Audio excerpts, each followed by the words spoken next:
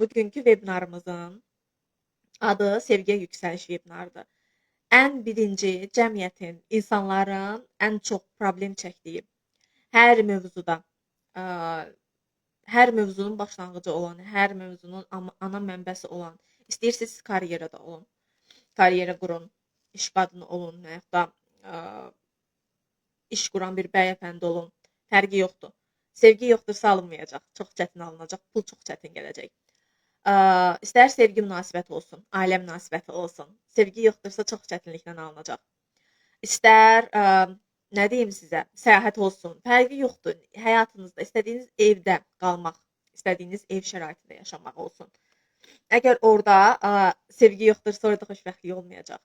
Yəni ki, hər bir şeyin təməlində nə durur? Sevgi durur. Əslində bəşər sevgini axtarmaq və sevgini əslində axtarmağın da daxilimizdəki olduğunu unutmuşuq deyə axtarırıq. Əslində biz özümüzə dönüb onu oyatsaq görəcəyik ki, əslində sevgi kənarda deyil, daxilimizdən gəlir. Buna görə də cəmiyyətin, buna görə də bəşəriyyətin, buna görə də dünyanın sırf hamısının bir məqsədi var ki, sevgini oyatmaq. Bütün hər bir şeydə sevgini oyatmaq və sevgi ilə davam etmək, sevgini hiss etmək. Buna görə də hər bir insan, biz artıq başladıq webinarımıza, hamımıza lazım məsələdir. Eynən. Ona görə də bu 6 illik təcrübəmə əsasən insanların ən çox çəkdiyi problemlər nədir? Fikir verirsinizsə, mən onun üzərindən webinarlar edirəm, onun üzərindən marafonlar keçirirəm, onun üzərindən bizim söhbətlərimiz olunur. Özümüzü sevməliyik, bəli, amma özümüzü necə sevməliyik, bunu bizə öyrətmirlər. Bugün bundan danışacağam sizə. Baxın əzizlərim, sizlərə deyim mən. Birinci. Hamı ümumi danışır. Əksər insan ümumi danışır ki, ay özünü sevmək, nə bilim kitablarda yazılıb, nə bilim internetdə əksər videolarda var. Özünü sev, özünə, nə bilim, özünə qulluq elə, özünə falan şeyləri eləsən, dünyanın ən xoşbəxt insanı olacaqsan. İstədiyin hər bir şeyi həyatına çəkəcəksən. Baxın, bizim webinarlarımızın, keçən webinarımızın da, indiki webinar fərqi yoxdur.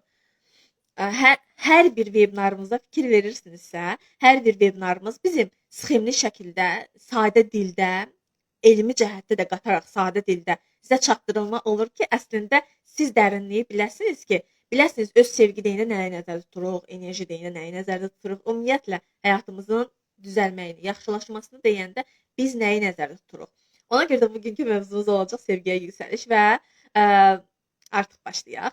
Demək, əzizlərim, sevgiyə yüksəliş deyəndə əksər insanlar nəyi nəzərdə tutur?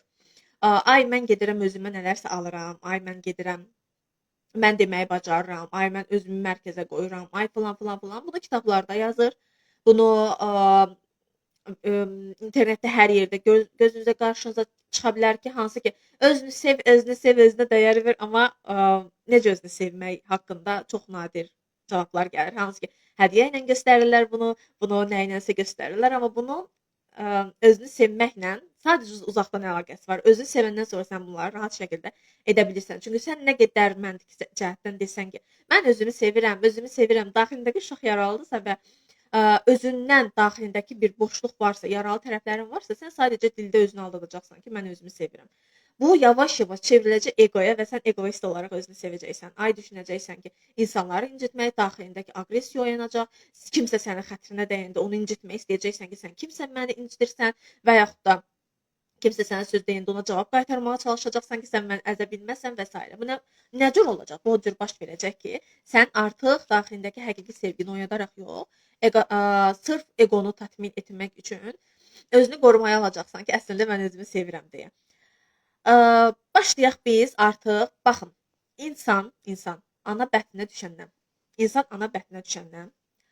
düzdür, bizim ruhumuzun karmalarına görə. Karma dediyimiz şey də çalışacaq ki, yavaş-yavaş sxemli şəkildə sizə danışım ki, sizlərə aydın olsun. Çünki mənim işim sxemli, sadə dildə sizə çatdırmaqdır. Buna görə sadə dildə sadəcə söhbətlərimiz olacaq. Demək, əzizlərim, ruh dünyaya gəlməmişdən qabaq, bunu hər webinarımın başlanğıcında deyirəm ki, aydınlıq olsun, sxem oradan davam eləsin.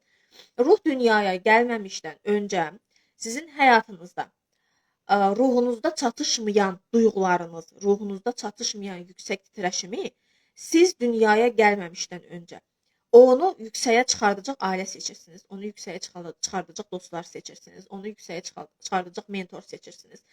onu yüksəyə çıxardacaq iş yoldaşları seçsin. Fərqi yoxdur, həyatınızda harda kimlər varsa, mütləq şəkildə sizin həyatınıza bir toxunuş etmək üçün gəlibdir. Müsbət və yaxud da mənfi cəhətdən. Yaxşı, deyək ki, Pəri xanım, mən istəmirəm bu mənfi cəhətdən olsun. Mən necə edə bilərəm ki, bu müsbət cəhətdən olsun?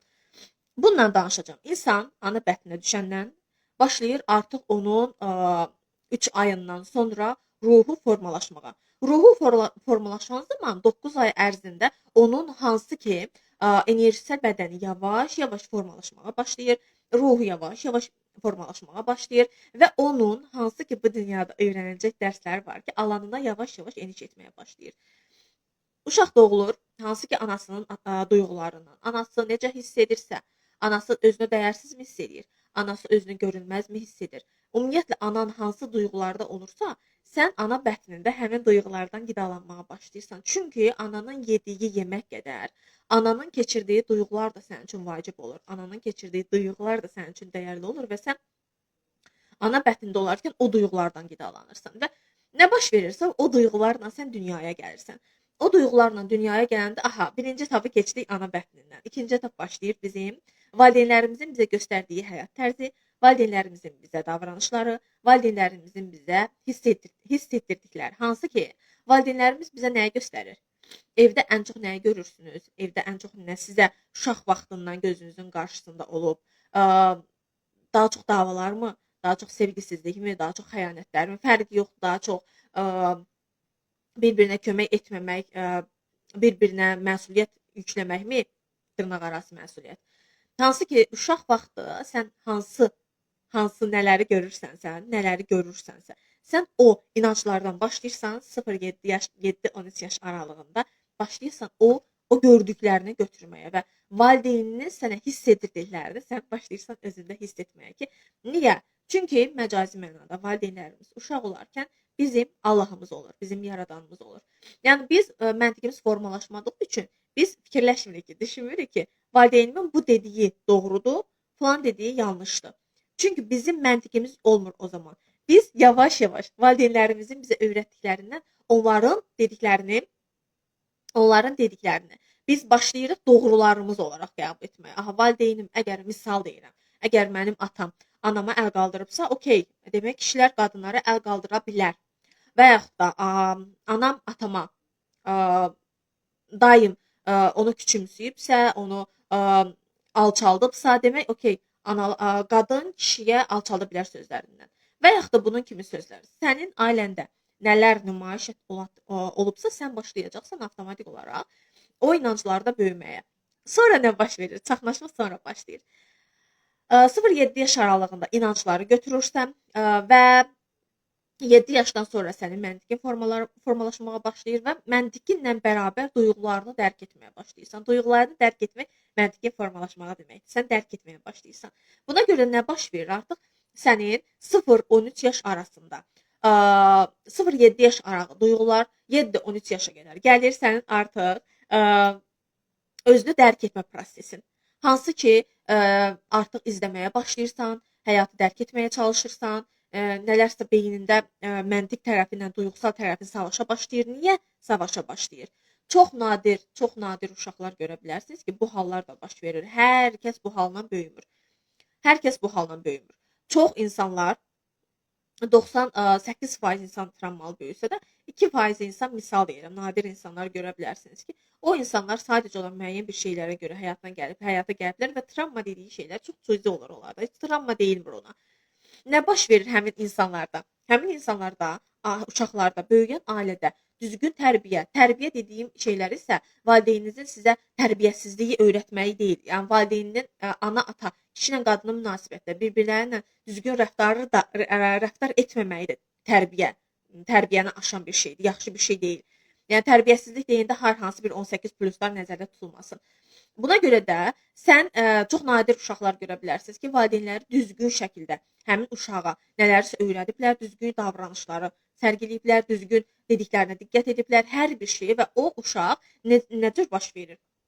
O uşaq duyğularını düzgün şəkildə götürdüyü üçün 0-7 yaş aralığında artıq 7-dən o tərəfə gedəndə, 13 yaş aralığına gedəndə onda çaxnaşma baş vermir, o xaosda olmur. Çünki götürdüyü duyğularından 13 yaşına kimi formalaşdırdığı məntiqdə gördükləri eyni uzlaşır, bərabərləşir. Bu nə deməkdir? Misal, siz 0-7 yaş aralığında görmüsünüz ki, atanız daim evdə davalar saldı. Misal deyirəm də, ən çox cəmiyyətdə bulduğu qadın-kişi münasibətində.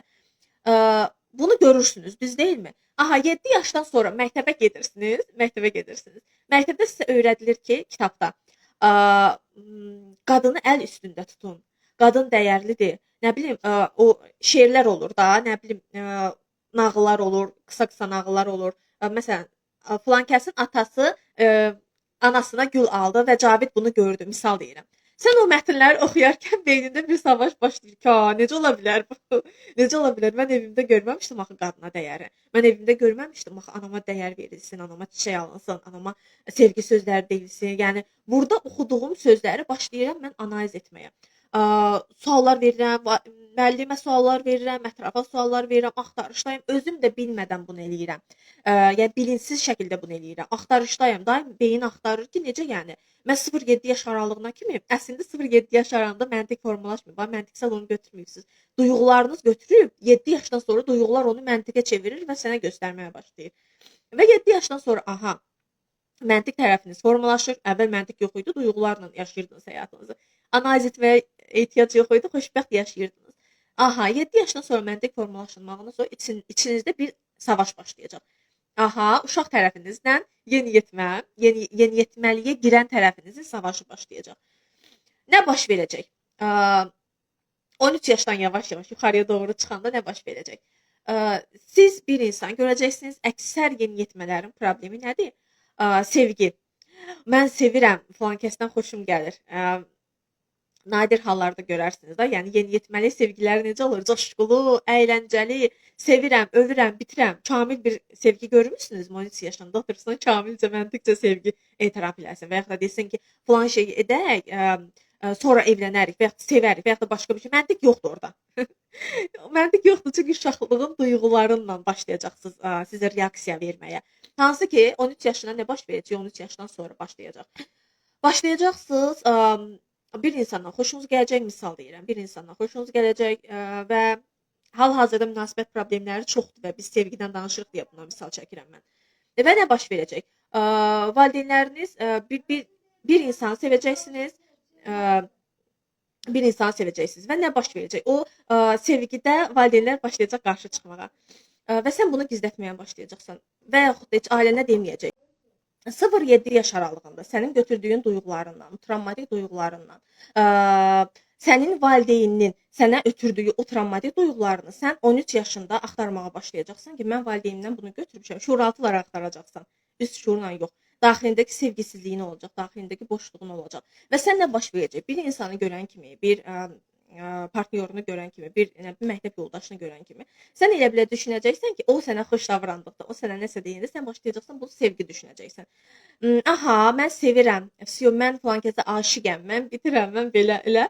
Niyə? Çünki o boşluq var, daxilində boşluq var və sənin valideynlərin onu doldurmuyor və sən görmədiyin bir şeyə. İnsanın daxilində nə var? Hər zaman fikir versəniz, insan görmədiyi bir şeyə meyl edir. İnsan hər zaman təcrübə etməyə meyl edir. İnsan hər zaman yenilik axtarmağa meyl edir. Yəni bu axtarış içimizdə var bizim, uşaqlıqdan var. Buna görə də biz nə edəcəyik? Biz bunun axtarışıyla başlayacağıq. O duyğularımızın qabardığı, niyə görə deyirlər yeniyetməlik vaxtı duyğularımızın qabardığı vaxtlardır. Duyğularımızın qabardığı vaxt və o duyğularımız qabaran zaman biz məntiqimizi çox idarə edə bilmirik. Və o duyğular niyə qabarır? Çünki biz 0-7 yaş aralığında biz o duyğularımızı bastırdığımız üçün, o duyğularımızı məntiqli şəkildə analiz etmədiyimiz üçün həmin duyğular başlayacaq 0-7 yaş aralığından sonra ortaya çıxmağa və biz məntiqlə onu formalaşdıracağıq. Bizim o daxili uşağımızın öyrəndiyi 0-7 yaş aralığında obrazımız formalaşdı. Düz deyil, biz obrazlardan danışdıq. Hansı ki, daxili uşağımız bir obraz idi ki, 0-7 yaş arasında Həmin obrazımız formalaşdı. Sonra nə baş verir? 7-13 və 7-13-dən yuxarı yaş arası bizim başlayır artıq daxilimizdəki yeniyetmə formalaşmağa. Yeniyetmə formalaşmağa və 0-7 yaş aralığından yuxarıya hansı ki yeniyetməliyə doğru gedən zaman bizim başlayır artıq məntiqimiz formalaşdığı üçün. Baxın, elmi cəhətdən danışıram. Məntiqi formalaşdığımız üçün başlayır artıq bizim yeniyetməli tərəfimiz formalaşmağa. Və yeniyetməli tərəfimiz formalaşan zaman bizim daxilimizdəki o uşağın inandığı duyğuları yeniyetməli boşluq olaraq axtarmağa başlayacaq. Şuuraltı olaraq da o duyğuları kim sizə yaşadacaqsa, o duyğulara kim inanırsa, hansı ki partnyorla problem yaşamaq həmin dövrdə, sevgili söhbətləri və s. və ilaxır. Və nə baş verir? Əksər hormonlar yüksəldiyi üçün və sən sevgi o boşluğunu axtardığın üçün, doymadığın üçün bundan və başlayacaqsan özünü idarə etməməyə. Çünki normaldır yeniyetməlik dövründə, çünki müdrikləşməmisən, hələ ki sənin balaca o uşaq versiyanla sənin yeniyetmə versiyan artıq savaşa girir, bir-birinə savaşa girir. Çünki bunun inandıqlarınla bunun istədikləri üst-üstə düşmür. Bu nəyə inanıbdı uşaq vaxtı? 0-7 yaş aralığında hansı duyğular keçiribdi? 0-7 yaş aralığından yuxarı qalxandan sən başlayacaqsan artıq o duyğuları yaşamağa, daxilində o duyğuların acılığında yaşamağa və 13 yaşdan yuxarıya başlayacaqsan artıq sən məntiqi cəhətdən onları istəməməyə. Məntiqi cəhətdən, şuuraltı cəhətdən yox. Şuuraltı yenə də eyni ssenarini sizə yaşadacaq. Məntiqi cəhətdən axtaracaqsınız. Mən yaxşı sevgi istəyirəm. Mən mamam kimi, atam kimi ailə qurmayacağam. Mən sevgi axtarışındayam. Mən və yaxud da mən oxuyub karyera quracağam, çıxıb gedəcəm. Və yaxud da mən karyera quracağam, heç partnyorla ailə qurmayacağam. Kişilər xəyanətkardır. Mənim atasından misal görüb də anasını incitdiyini və kişilər xəyanətkardır və yaxud da qadınlar aşırı dərəcədə fədakardır.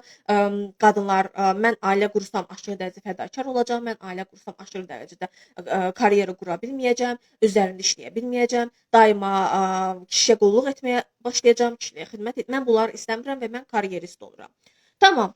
Niyyətdir, bizim daxili uşağımızın boşluğu olan duyğular bizim yeniyetməliyimizdə üzə çıxdı və biz məntiqimizlə o duyğuları istəmədiyimiz üçün, itdiyimiz üçün, onu bir daha yaşamamağımız üçün məntiqi cəhətdən başlayacağıq onları savaşla və onları qəbul etməməklə. Bu səfər məntiqlə bizim daxilimizdəki yaralı duyğuları savaşa başlayacaq. İndi burada sizə bir sual verəcəm. Ondan sonra keçid edəcəyik artıq növbəti etapa. Siz uşaq olarkən, baxın, sual verirəm, aktiv olun. Siz uşaq olarkən bir dənə fikirləşin, özünüzə zaman verin. Uşaq olarkən ananızı hansı vəziyyətdə görürdünüz evdə, atanızı hansı vəziyyətdə görürdünüz və ikisinin münasibəti necə idi və sizin bunu hiss etməyiniz necə oldu? Bir dəqiqəlik düşünün, gözünüzün önünüzdən keçirin ki, mən uşaq vaxtı ən çox gördüyüm səhnə hansı səhnə idi? Mən uşaq vaxtı gördüyüm ən çox səhnə nə idi? Eşitdiyim ən çox sözlər hansı sözlər idi? Uşaq olarkən ananızı ən çox hansı rolda görürdünüz? Ananızı ən çox necə görürdünüz? Atanızı ən çox necə görürdünüz? Necə formada görürdünüz? Və bu ikisinin münasibəti necə idi? Necə bir ailədə böyümüsünüz?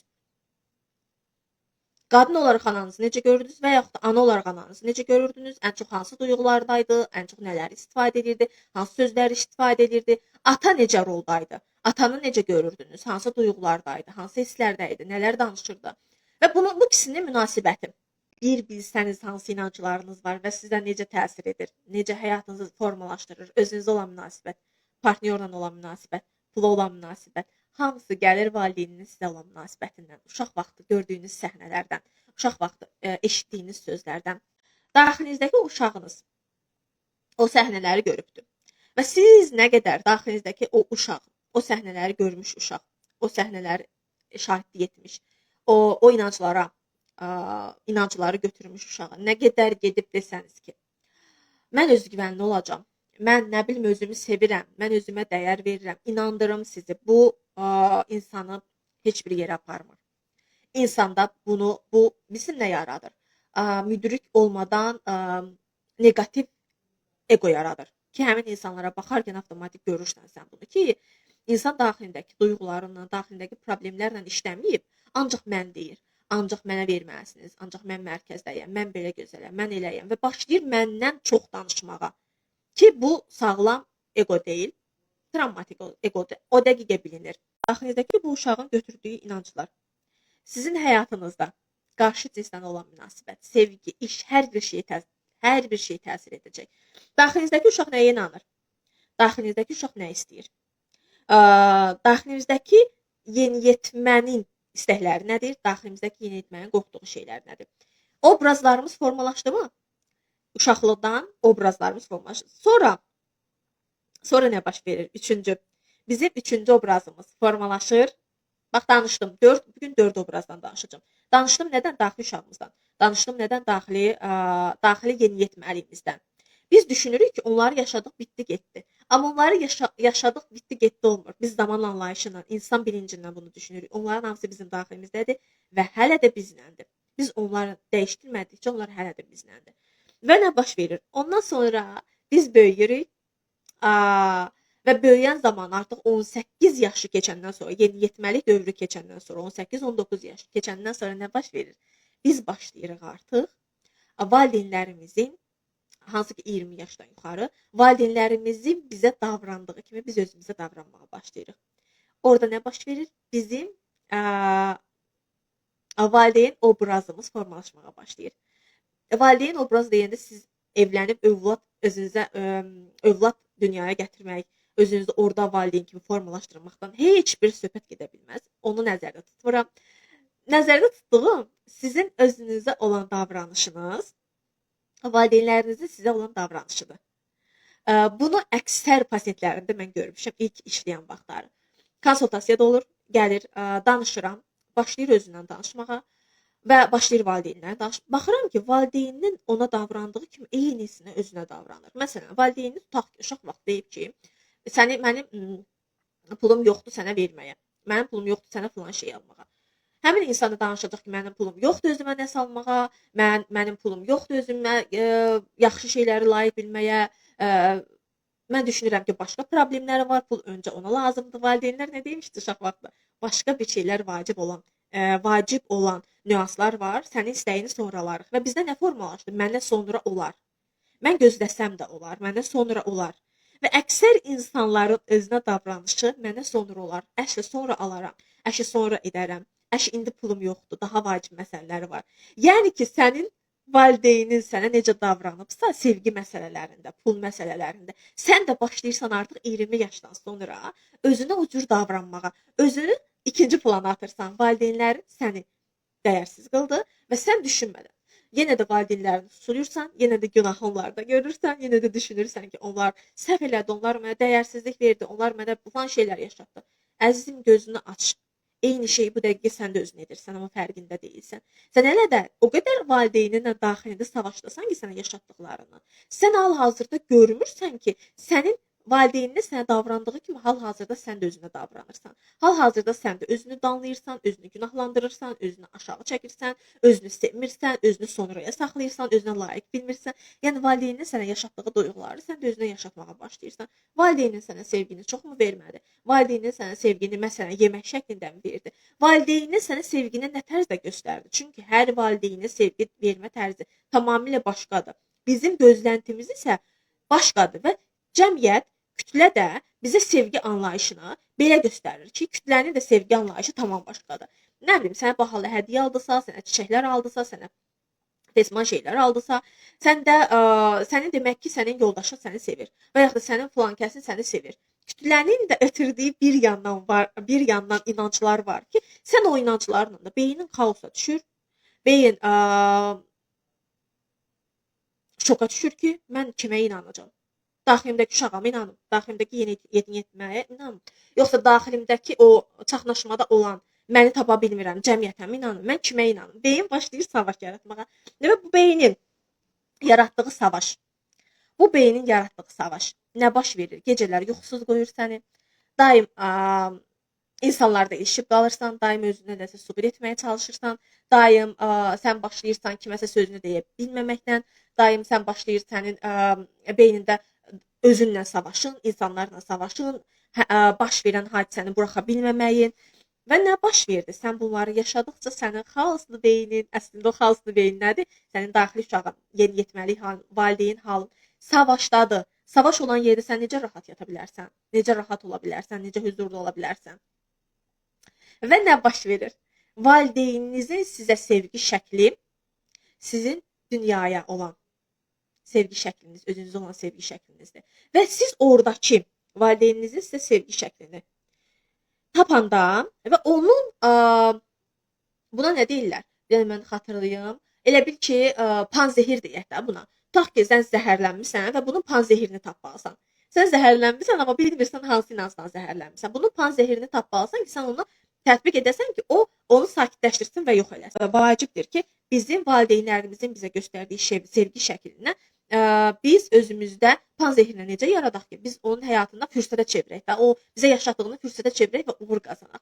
Və bu fürsətə çevirməyi niyə fürsətə çevirə bilirik? Əslində sən özün ruhun onu seçibdir. Ruhun o cür valideyni seçib ki, sənə o cür sevgini versin, sənə onları yaşatsın ki, sən öz istedadını, sən daxilindəki qabiliyyəti, sən daxilindəki özgüvəni o panzehirə taparaq ona özünə tətbiq eləyərək ortaya çıxardasan, potensialını ortaya çıxardasan. Və bu mütləq şəkildə bizə lazımdır. Ondan hamısı məndə var, beynimdə danışıram. Gecələr bir də ayırıram ki, işıqlandı. Daxilinizdəki obrazların savaşıdır. Bunu bugünə kimi sizə deyən olmuşdu mu və yaxud da eşitmişdinizmi hardasa? Ki, sizin beyniniz niyə danışır? Sizin beyniniz daim niyə savaşladı? Siz düşünürsünüz ki, sizin beyniniz hal-hazırda baş verən hadisələrə görə savaşladı. Hal-hazırda filan kəs gəldi, sənəsə dedi, sən günlərcə onu analiz edirsən. Əslində analiz etməyi o görsənən hadisədir. Sənin daxilindəki uşaq da onu analiz edən. Sənin daxilindəki yeni etimət tərəfini də analiz edən. Yəni, sənin beyninin, zehninin xaos olmağının səbəbi sənin daxilindəki obrazlarının savaşıdır. O da beynində savaş yaradır.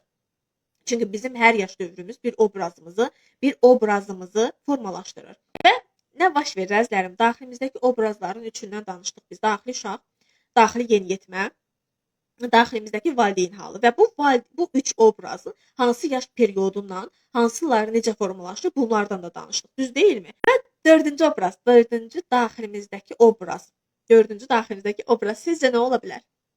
Dördüncü obrazımız nə ola bilər? Danışdıq ki, daxilimizdəki uşaq obrazı var, yeniyetmə obrazı var, daxilimizdəki valideyn obrazı var. Dördüncü daxilimizdəki hansı obraz ola bilər sizcə? İndi diqqətlə məni dinləyin. Daxilimizdəki kişi və qadın obrazı. Gəlin bundan danışaq. Bizim dördüncü daxili obrazımız kişi və qadın obrazıdır. Kişi və qadın obrazı. Nəyə görə kişi və qadın obrazı? Uşaq vaxtı ən çox kimi kopyalamısınızsa, karmanız kimin tərəfindənsə, kim tərəfdən daha çox zərər görmüsünüzsə, kim tərəfdən daha çox silkələnmisinizsə, obrazı biz götürürük dördüncü obraz olaraq. Yəni növbədə başlayır bizim ya kişi obrazımız, ya qadın obrazımız. Əksər qadınlar həddən artıq kişi rolundadır. Qadınlıq enerjisi çox zəifdir. Və nəyi götürür bu qadınlar? Həddən artıq atasını yox, kişi obrazı. Məsələn, anasını həddən artıq kişi kimi görüb. Evdə bütün işləri görən, evdə fədakar olan, evdə daim nələrsə qurban verən və s. Kişi işlərini görən misal. Nə baş verəcək? Onun beynində formalaşacaq ki, qadın olmaq kişi olmaq deməkdir. Nə qədər bu bir-birinə zidd bir düşüncə olsa da, bir də incə məqamı tutun, şuuraltıya görə məntiq yoxdur. Şuuraltıya görə məntiqlə sxem yoxdur. Şuuraltı düşünəcək ki, aha, mən anamı bu vəziyyətdə görürdümsə, demək, qadın olmaq əslində kişi işlərini görmək deməkdir. Sən nə qədər yeniyetməliyində üsyan etsən də ki, mən ana sənin kimi olmayacağam, sən 30 yaşdan yuxarı gözün aydın olsun, 25 yaşdan yuxarı gözün aydın olsun, başlayırsan anan kimi davranmağa. Əsas da münasibətə girmisənsə. Bir də görürsən ki, anan kimi qurban rolundasan, anan kimi həddən artıq ev yoldaşına fədakarsan, anan kimi övladına davranmağa başlayırsan və yaxud da atan kimi davranmağa başlayırsan, kişisənsə, kişi cinsisənsə, atan kimi davranmağa başlayırsan və yaxud heç fərqi yoxdur, kişisən, qadınsan. Ya atanı kopyalayacaqsan, ya ananı kopyalayacaqsan. Dördüncü obraz bizim daxilimizdəki kişi və qadın obrazımızdır. Ki, hansı obrazdasan, ən çox hansı obrazdasan. Məsələ də budur ki, bu obrazı yenə də doğru götürsək, bu qədər canımız yanmaz. Yəni, bu obrazı doğru şəkildə anlasaq, doğru şəkildə biz tək ki, mən əsli qadınam, qadın obrazını götürmüşəm və əsli kişiyəm, kişi obrazını götürmüşəm. Deyirəm, cəhənnəm, dərdim yoxdur mənim və mən doğrunu götürmüşəm. Dediyimiz qadın kişinin obrazını belə çox səhv götürürük, çox yanlış götürürük. Qadın olaraq düşündüyümüzü aşırı fədakar oluruq. Kişi olaraq düşündüyümüzü aşırı qısqancı oluruq, aşırı... Yəni, xeyr, qadınlar mütləq ananı kopyalamır. Mən dedim, axı, qadınlar atanı da kopyalaya bilər. Məntiqlə burada analiz yoxdur. Şuuraltı qarşıdakını kimi hansı necə görürsən, məsələn, sənin karman atandan mı daha çox gələcək? Sən daha çox atanı kopyalayacaqsan və atan kimi bir həyatına kişi çəkəcəksən. Nə edəcəksən? Məsələn, atan görmüsən ki, evdə dominant, evdə sözü keçən, evdə uğur qazanan atandır. Misal deyirəm. Ən çox pasientlərimdə bu baş verir. Atandır. Və ananı qurban rolunda görürsən, ananı zəif rolda görürsən və sən söz verirsən ki, daxildə mən atam kimi olacağam. Qadınsan ha. Amma söz verirsən ki, mən atam kimi olacağam. Böyüyən zaman, sən müəyyən yaş keçən zaman atan kimi işləyirsən, çalışırsan, karyerist olursan, pul qazanırsan, həyatına zəif kişilər çəkirsən. Gözün aydın olsun. Həyatına zəif kişilər çəkəcəksən. Çünki sənin üçün zəif qadın anan obrazı idi. Ananı necə görmüşdün zəif olaraq? Fədakar, aşırı dərəcədə özünə qurban verən, həyatına bir gün ağlamayan. Və sən ananı seçməyəcəksən təbii ki. Və seçəcəksən güclü olmağı. Hamı bunu etmir. Elə qadınlar da var, nə qədər desə də ki, mən anam kimi olmayacağam. Gedir anası kimi fədakar olur, anası kimi. Yəni obrazlar fərqlidir. Hər kəsin travması fərqlidir. Hər kəsin yaşadığı fərqlidir. Buna görə də bu hər kəsə görə fərqlidir ki, sən kimi kopyalamısan və kim kimi hal-hazırda davranırsan. Və nə baş verir? Bu 4 obraz. Təsəvvür elə ki, əzizlərim, təsəvvür elə. İndi səni formalaşdıran, səni dünyaya təqdim edən bu 4 obraz yaralıdırsa, sən hansı həyatı çəkəcəksən? Hansı yaxşı həyatdan danışa bilərsən? Mən bu bilgiləri verib sizə fərqindəliyinizi oyadıram. Özünüzlə tanış edirəm. Özünüzü sxemlərlə doğru şəkildə sizə anlatıram ki, sizin beyniniz fərqindəliyiniz oyansın ki, siz növbəti etapda şəfalanmanı yaxşı şəkildə götürə biləsiniz. Tamam mı? Ay gəl belə olacaq, elə olacaq. Şişirtmə sözlərlə mən hansı marafon açmışam? Şişirtmə sözlərlə hansı təlimə elan vermişəm? Hər zaman sizi bilgiləndirib, hər zaman sxemlərlə danışıb çağırış edirəm. Düz deyilmi? Ki, sizə sadə dillə probleminizi göstərim, aynalıq edim. Probleminizi göstərim ki, əzizim, bax, səndə bu problemlər var və səndəki bu problemlərin səbəbi də budur. Şəfalanma üçün də bu addım atmalısan. Tamam mı? İndi bu 4 obrazımız bizim yaralıdırsa, əzizlərim, biz tam şəxsiyyət ola bilmərik. Bizim tam şəxsiyyət olmağımıza mane olan 4 obraz, travmatik 4 obrazımız, hansı ki, daxili uşağımız, daxili yeniyetmə halımız, daxili valideyn halımız və bizim daxilimizdəki kişi və yaxud da qadın obrazımız. Ki bunlar yaralıdırsa, bunlardan biri belə yaralıdırsa, sən həyatında mütləq şəkildə haradasa problem yaşayacaqsan. Haradasa problem yaşayacaqsan və nə baş verir? Bu 4 obrazın şəfalanmamış, bu 4 obrazı tanımamış, biz onları yenidən valideynlərimizin kodundan çıxarıb, özümüz onları kodlamamış, onlarla üzləşməmiş, onlarla görüşməmiş, onların dərdini anlamamış, biz tam şəxsiyyətdən söhbət gedə bilməz. Tam şəxsiyyət ola bilmərik. Biz özümüzü cəmiyyətə ifadə edə bilərik, biz edə bilmərik, biz uğur qazana bilmərik, biz mən deyə bilmərik. Bunun yaranması üçün biz başlamalıyıq tam şəxsiyyətimizi formalaşdırmaq üçün daxilimizdəki bu yaralı obrazımızı şəfalandıraq ki, öz mərkəzimizə qayıdaq və özümüzün istədiyimiz həyatı yaşaya bilək. Aydın oldu bura. İndi növbəti etapa keçirik. Bizim bu daxilimizdəki o tərəfləri sağaldandan sonra bizim həyatımız başlayır artıq növbəti müdrik hala keçməyə. Hər şey fərqindəlikli görürük. Səhv addım atan zaman ondan təcrübə qazanıb növbəti addımı düzgün atırıq. Və öz həyatımızı özümüz idarə edirik də. Yəni bizim duyğularımız idarə etmir, travmatik duyğularımız idarə etmir.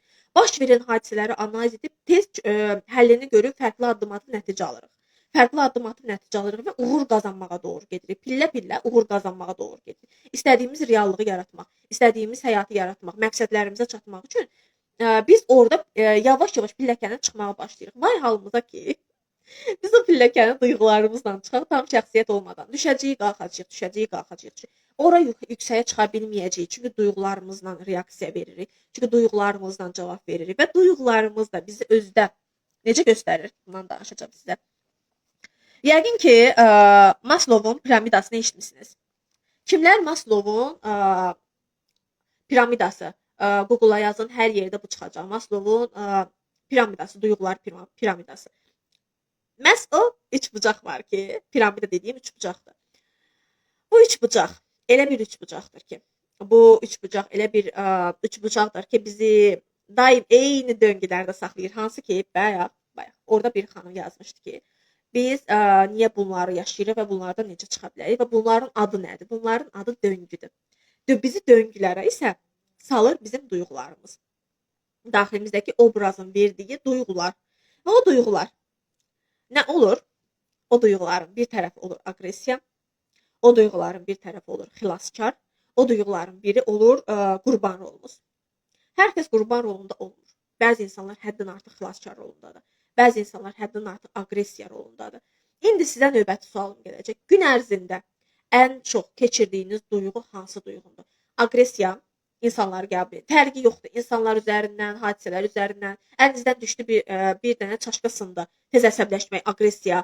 Hər bir şeyə mini bir hadisəyə belə aqressiv reaksiya vermək. Elə yoxsa həddən artıq xilaskar olmaq. Hansı ki, həyatında bir insan məsələn evdə tutaq ki, çaşqanı sındırdı, sənin ən sevdiyin şeyi sındırdı. Misal bundan çəkirəm. Sən ay qurban sənə heç nə olmaz. Mən özüm təmizləyərəm. Ay bunu etmə, mən eləyərəm. Ay onu etmə, mən eləyərəm. Ay filan şey yaxşı qız obrazı da, yaxşı kişi və yaxşı qız obrazı xilaskar oldu. Xilaskar oldu bu. İki sən nəslin ən yaxşı gəlini, evin, ailənin ən yaxşı qızı, ən yaxşı dostu ki, hamıya məsləhət verəcəksən dostlar arasında, ən yaxşı yoldaş, yoldaşına deyəcəksən, ay narahat olma əzizim. Sən pul qazanmasan da olar, biz soğan çörək yesək də olar. Əsas odur ki, can sağlığı olsun. Mənim tələbatlarıma heç nə, başını buraxaq mənim tələbatlarıma. Yəni ki, və yaxud da qadın olaraq, kişi olaraq. Əzizim, heç nə olmaz. Sən mənə daim aqressiya göstər. Mən sənə yenə də nələr salacağam və yaxud nəsə. Yəni həddən artıq mülayim olmaq, həddən artıq xilaskar olmaq. Daha doğrusu fədakar, xilaskar, fədakar eyni bir şeyə gəlir. Fəda edirsən, xilas etmək istəyirsən onu. Yoxsa həddən artıq qurban rolundamı? Başına bir hadisə bir gəldi. Məsələn deyirəm, gəldi, kimsə qoluna dəydi, sənin əlindəki çaşqanı sındırdı. Başlayacaqsan ağlamağa oturub. Sən mənim qoluma dəydin. Sən mənim qoluma dəyməsəydin bu çaşqam sınmazdı. Sən elədin hamısını. Vay başıma gələndən, doğulandan nə deyirlər buna? Bax, o qədər neqativ sözlər məndən uzaqdır ki, unuduram da. Doğulandan bədbəxt doğulmuşam. Talihim heç gətirmədi. Anam elə çıxdı, atam belə çıxdı. Pulsuzluqdan əziyyət çəkirəm. Dövlət bizə vaxt ayırmır, dövlət bizə iş vermir, işsizlikdir. Vay vay mən nə gündəyəm, nə haldayam qurban rolunda. Ən çox hansı roldasınız? Ən çox hansı roldasınız? Bütün obrazlar bir-birinə duyğunu ötürür da. Yeniyetmə deyir ki, sən Allah deyir, bu xilaskarlıqdan bezmişəm, ala uşaq. Uşaq götürür ki, hamını xilas edəcəm, hamı məni sevsin. Yeniyetmə deyir ki, hamını xilas edəcəm, hamı məni görsün. Bütün obrazların verdiyi duyğular, çaxnaşma. Sonra deyirsiniz ki, mənim həyatım niyə düzəlmir? Görürsünüz əzizlərim, aydın olur. Aydın olur ki, sizin yaşadığınız problemlərin səbəbi nədir? İndi sizə bir sual verəcəm, növbəti sual verəcəm sizə. Sizləri mən bunları danışdıqca, sizin beyninizdəki o lampalar yandıqca, o işıqlar yandıqca, o fərqindəliyiniz oyandıqca, bu sizə xoş gəlir. Mən ləzzət edirəm ki, özünüzün problemini artıq görə bilirsiniz ki, mənim problemim nə imiş? Mən xilaskar rolundaymışam və yaxud da xilaskar rolumu bilirdim. Mən xilaskar rolunda niyə varam? Yəni ki, bunu yaşadıqca içinizdə heç olmasa qığılcım oyanırmı ki, mən artıq fərqindəyəm ki, problemimin kök səbəbi nədir? Çünki bunun kök səbəbini görməmişsən, hansı şəfalanmadan danışırsınız? Ki, mən gedim hansısa püf, şam yandırım, həyatım düzəlsin. Əzizlərim, insan bilikli, savadlı şəkildə, sxemli şəkildə, elmi cəhətdən getməlidir. Ki, özünü öyrənməlisən ki, mən kiməm, niyə axtarıram özümü, bu savaşım niyə var? Gedin Google-a yazın. Maslow'un piramidası. Orada gələcək xilaskar, üç bucaqdır belə. Xilaskar, aqressiya və qurban rolu. Siz ömür boyu bu döngünün içərisində qalırsınız. Bax, bu üç bucağın içərisində qalırsınız. Bu üç bucağın içərisinə sizi salanda sizin daxilinizdəki 4 obrazdır. Bu 4 obrazla, bu travmalı 4 obrazla, bu üç bucağın içərisində, buradan çıxmayıbsınız da kənara, siz necə sağlam həyat qura bilərsiniz? Misal deyirəm. Düşəcəksiniz bir mühitə, sizə bir təklif gələcək. Mən sizin əl işlərinizi bəyənirəm. Tutaq bir iş görürsünüz, bir əl işi görürsünüz və ya da bir karyera qurursunuz. Bu obrazları sağaltmadan iş görürsünüz. Bir sizə təklif gəldi. Gəldi ki, mən sizin əl işlərinizi çox bəyənirəm və sizdən almaq istəyirəm. Sənin əl işinin dəyəri də, qiyməti misal götürürəm 50 manatdır. İndi bilmirəm nə satırsan. Misal götürürəm 50 manatdır. Sənin daxilindəki obrazı şəfalandırmadan o 50 manatı o qarşıdakı müştəriyə elə bir zülmlə deyəcəksən ki, deyim görəsən, bahadır, görsən alacaq, almayacaq, görsən qiyməti öldürüm, necə deyim ona alsın, neyini yeyim, satış edə bilim. Niyə? Çünki daxilindəki o yaralı tərəfin özünə inana bilmir, özünə güvənmir, özünə dəyər vermir, gördüyü işə dəyər vermir, gördüyü işə dəyər vermədiyi üçün də sata bilmir. İnsanlar da ondan ala bilmir, daimdən edib gedirlər. Amma sən daxilindəki o uşağın əmin olsaydı, əziyyətinə dəyər versəydi, sən onu rahat şəkildə işin olaraq insanlara təqdim edərdin. Özgüvənli şəkildə danışardın. Özünü qabağa çəkə bilərdin. Bayaq kimsə sual verdi ya buradakı öz dayaq söhbəti. Bax, öz dayaq daxilimizdəki uşaqdan formalaşır. Öz dayağını formalaşdırandan sonra sən artıq cəmiyyətdə gördüyün işi təqdim edə bilirsən. Və ya da bir iş yerinə girirsən, müdür daim səni danlayır. Müdür səni irəli çəkmir. Maaşın azdır. Niyə? Niyə? Çünki daxilindəki yaralı tərəfin onu özünə layiq bilir. Söz götürməyi, az maaş işləməyi, pulsuzluqdan qorxur və s. Və sən daim ömür boyu böyük bu üçbucağın içərisində fırlanaraq qalırsan. Hara getsən də, neynəsən də. Tutaq ki, münasibətə girirsən, münasibətə girərkən düşünürsən, mən dəyərliyəm, mənə nələrsə edəcək, partnyor sənə zaman ayırmır. Heç sənə baxmır belə, heç səni yad eləmir belə. Niyə? Daxilindəki uşaq görünməyib çünki. Bu marafonları, bu webinarları niyə təşkil edirəm, bilirsinizmi? Hər insan seansa qatıla bilmir. Hər insan seansa qatıla bilmədiyi üçün o qatıla bilməyənlər də mini məbləğdə bir marafona, bir nəyəsə qatılsınlar, öz həyatlarında yavaş-yavaş dəyişim yaratsın deyə bu fürsət verilir sizlərə. Əmin edirəm sizi. Çünki məsələn, webinarlarımızın əksəriyyəti özünüz də görürsünüz ki, webinarlarda verilən bilgilər nə qədər dəyərli və sxemli bilgilərdir. Bunu ödənişsiz halda sizlərlə paylaşıram ki, beyin qəbul etsin, beyin görsün, beyin istifadə etsin. Ondan sonra beyin aldatmasın da sizi, qaçırmasın travmalı halından. Ondan sonra bunun fərqindəliyini özünüzə gətirəsiniz, fərqindəliklə özünüzü dərk edəsiniz. Ondan sonra başlayasınız artıq marafon üçün addım atmağa. Seansa qatıla bilmirsinizmi? Böyük tədrislərə qatıla bilmirsinizmi? Çox mini məbləğində marafonlar, webinar. Sonra gəlib mənə yazdılar gözəldən. Pəri xanım, mən də həyatımda dəyişmir. Əzizim, sənə verilən fürsət, Allahın sənə verdiyi ödənişsizdən belə istifadə etmirsən. Mini ödənişlidən belə istifadə etmirsən. Sən hansı dəyişimini istəyirsən həyatında? Kim səni gəlsin xilas etsin? Heç kəs gəlib səni xilas etməyəcək. Heç kəs səni gəlib xilas etməyəcək, əmin edirəm səni. Sən adını atmadığın müddətdə. Və nə baş verir? Biz bu dörd halımızı daxilimizdəki 4 obrazı şəfalandırandan sonra və biz o duyğularımızı şəfalandırıb o üç bucaqdan, o duyğularımızı bizim döngüyə salan üç bucaqdan çıxandan sonra bizim həyatımızda başlayır tam şəxsiyyət olmaq. Tam şəxsiyyət olan zaman bizim ətrafımızda tam şəxsiyyətlər olur, iş adamları olur, sizə fürsət verəcək insanlar olur, müdürlük insanlar olur. Day bütün günü qeybət qıran yox, ağlayan yox, zırlayan yox, aqressiya göstərən yox, bütün günü negativ danışan insanlar olmur. Sizin həyatınızda tam şəxsiyyət, iş qurmuş insanlar olur. Çünki siz elə olduğunuz üçün ətrafa o enerjini ötürürsünüz və sizi daim gəlir o cür insanlar tapır. Və o insanlardan öyrənirsiniz. Hərəkət planı, məqsədləriniz formalaşır. Məqsədləriniz formalaşanda bununla da həyat ssenariniz formalaşmağa başlayır və uğur hekayəniz yaranmağa başlayır. Hər kəs karyera quracaq deyə bir şey yoxdur. Hər kəs oxuyacaq, universitet oxuyacaq bir şey yoxdur. Burada universitet oxumaqdan, alim olmaqdan, müdrik olmaqdan söhbət getmir. Burada sənin əl işləri. Məsələn, sən bilmirsən harda qazanacaqsan, necə özünü dəyərli hiss etməlisən qadın olaraq. Şəfalandırırsan özünü, baxırsan ki, mənim falan əl işinə həvəsim var. Və mən başlayıram yavaş-yavaş o əl işini görməyə, onun satışını etməyə və mən brendimi qururam. Yəni hər kəs gedib alim olub oxuyacaq deyə bir şey yoxdur. Məsələ də budur ki, bunu bizə ta keçmişdən universitet oxumalısan, alim olmalısan, çörək buradan gəlir, ancaq deyə bizi ancaq bir yerə qıstırdılar. Halbuki nə qədər sənin bacarıqların ola bilər. Buna görə məktəbdə hamıya eyni şeyləri öyrətdilər. Bacarığı olanı bastırdılar. Hamıya eyni məntiqdə eyni alqoritmaları yeritməyə çalışdılar. Halbuki bəlkə birinin ürəyinə sənətkar olmaq keçirdi, bəlkə birinin ürəyinə idmançı olmaq keçirdi və ya da başqa bir şey. Ya valideynlərimizin bizə öyrətdiyi, cəmiyyətin bizə öyrətdiyi yanlış kodlardan biz daxilimizdəki uşaq tapacağıq. Onun inanclarını, yeniyetmənin inanclarını tapacağıq, onların həqiqət nə istədiyini tapacağıq, sxemi qurarıq artıq həyatımıza addım atacağıq. Biz 30 yaşa kimi, biz 40 yaşa kimi özümüzü formalaşdırmasaq, 40 yaşdan sonra bizim karmalarımız bizim həyatımızda çökdürməyə başlayacaq. Nəyə görə 40 yaşdan sonra? Əksər insanlar çöküşü yaşayır. Əksər insanlarda çiçəklənməni yaşayır. Çünki sən 40 yaşına kimi özünü reallaşdırmayan insana 40 yaşından sonra nəslinin kökünün eyni döngüsünü yaşayaraq artıq eyni talehi yaşamağa başlayır.